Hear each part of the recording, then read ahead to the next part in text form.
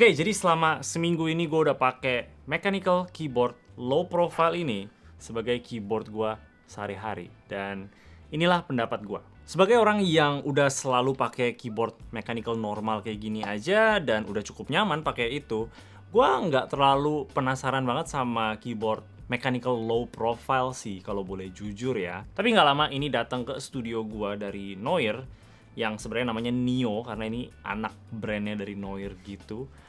Sebenarnya sih mereka udah kirimin dari bulan Desember ya, tapi gue baru kesempatan buka beberapa minggu yang lalu. Studio gue ini udah kebanyakan banget paket sampai gue keteteran. Kayaknya gue harus mulai catet sih biar nggak kelupaan ya. Dan untuk catet-catet yang paling enak itu pakai iPad dengan pensilnya ini loh. Ini pensilnya dari Mills Technologies, mereka bikin aksesoris untuk iPad, iPhone juga ada kalau nggak salah.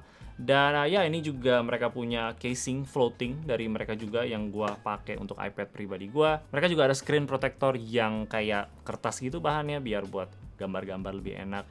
Basically barang-barang yang biasanya Apple jual mahal ini sama aja tapi harganya jauh lebih murah. Jadi kalau kalian tertarik, gua bakal kasih linknya di bawah. Oke, coba kita bongkar aja dulu ya biar kita bisa lihat isinya itu kayak gimana. Coba kita lihat dalamnya ini seperti apa. Gue yakin pasti nggak terlalu banyak hal gitu ya. Paling cuman baterai doang. Dan by the way ya, ini stabilizernya kelihatan kering banget loh. Ada loop dikit sih, tapi dikit banget. Oke. Tada, berarti bener emang cuman baterai doang di dalam. Kayaknya sih nggak banyak ruang yang kita bisa taruh ya. PCB-nya terlihat cakep. Jadi ini tipenya hot swap, kayak gitu tipe hot swapnya agak sedikit beda dari yang biasa kita lihat ya. Gua for fun beli sih ini warna merah ya, ini kayaknya Gateron. Ya ini Gateron Red. Dan satu keping ini, satu biji ini doang, harganya 10.000 coy. God damn it, mahal banget 10.000. Jadi kalau kita pengen ganti semua switchnya, ada 84 di sini, kita harus keluarin 840.000.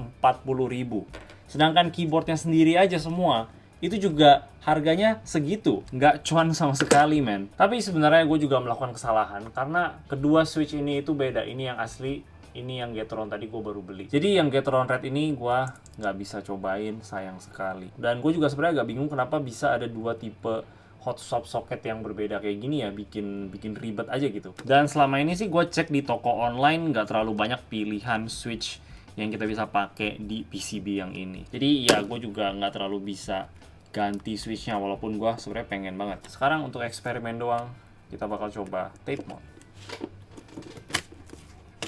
Wow, 2 lapis aja udah tebel banget ya jadinya. Dan kalau dengar dari suaranya sih gak ada beres sama sekali. Jadi mending gak usah di tape mode aja, gua nggak rekomen. Bahkan sebenarnya kalau kalian udah dapat keyboard ini gak usah dibuka-buka lagi, pakai seadanya aja langsung. Ini gua buka-bukain cuman untuk kasih kalian lihat aja. Dan ngomong-ngomong soal buka, gue juga pengen coba buka switch ini dan pengen lihat dalamnya seperti apa. Oke, kita nggak bisa buka pakai switch opener yang biasa. Coba kita pakai obeng aja. Ow! Oke, dalamnya juga sebenarnya nggak beda-beda jauh banget sama switch yang biasa. Kita punya spring yang super kecil, lucu banget. Ini yang switch brown, jadi dia ada sedikit rasa tactile sih, cuman dikit banget, itu hampir nggak kerasa sama sekali ya. Ini kalian bisa lihat perbedaannya, ini yang low profile, ini switch yang biasa. Ini unyu banget, lihat springnya. Sekarang coba kita lihat stabilizer. Untuk stabilizernya mereka overall masih mirip-mirip sih ya, cuman ada sedikit perbedaan kayak bawahnya ini seperti ini.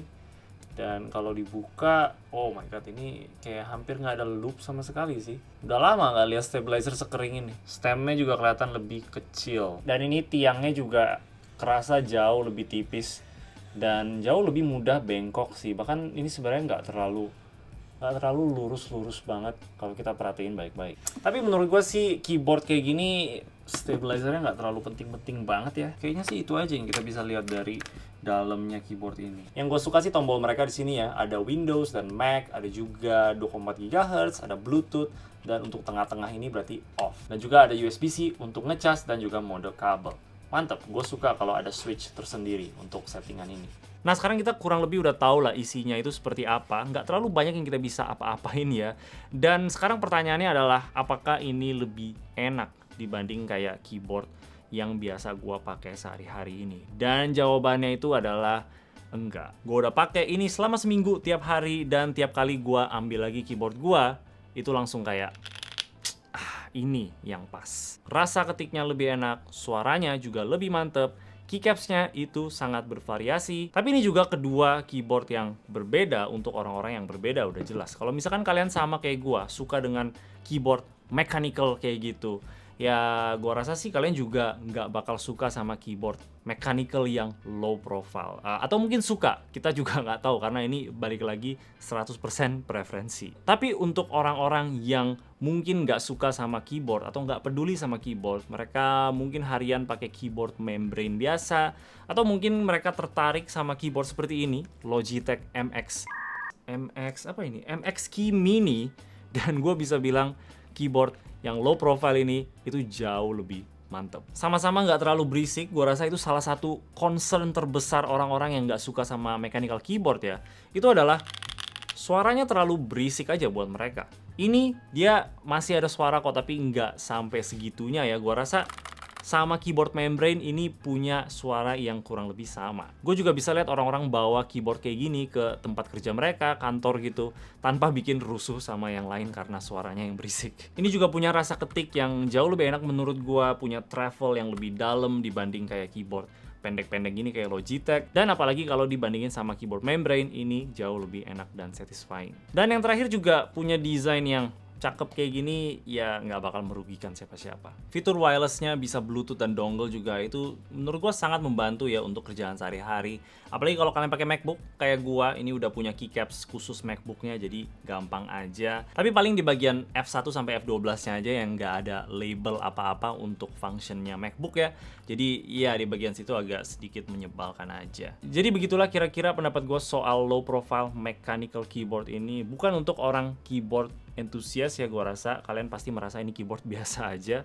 Tapi untuk orang-orang yang mungkin sehari-harinya itu pakai keyboard membrane, ganti ke ini tuh bakal jadi jauh lebih enak tanpa bikin kalian ngerasa kayak wow, apa ini kok keycapsnya tebel banget. Karena ini lumayan mirip-mirip aja, tipis. Dan siapa tahu mungkin abis kalian transisi dari membrane ke keyboard low profile, mungkin abis itu kalian pengen coba keyboard yang mechanical aslinya. Maybe. Dan keyboard ini tuh juga ada pasangan mouse-nya ya, yang sama sekali nggak cocok desainnya, entah kenapa ya. Mouse yang standar dan biasa aja sih ya, nggak terlalu banyak hal yang gue bisa bahas. Cuman harganya lumayan murah di 130.000 aja, dan juga dia udah pakai USB-C untuk cas baterainya gitu loh. Jadi ya boleh aja kalau kalian butuh. Cuman tetap aja sih ini nggak cocok bersebelah-sebelahan sama keyboardnya, kayak bukan dari satu keluarga yang sama gitu loh. Tapi itu aja dari gua. Gimana pendapat kalian soal low profile mechanical keyboard ini? Apakah kalian lagi pakai sekarang atau kalian jauh lebih suka sama keyboard yang biasa gini aja? Kasih tau gue di komen di bawah. Dan kalau kalian suka sama video ini boleh kasih like dan juga subscribe. Thank you udah nonton. Bye bye.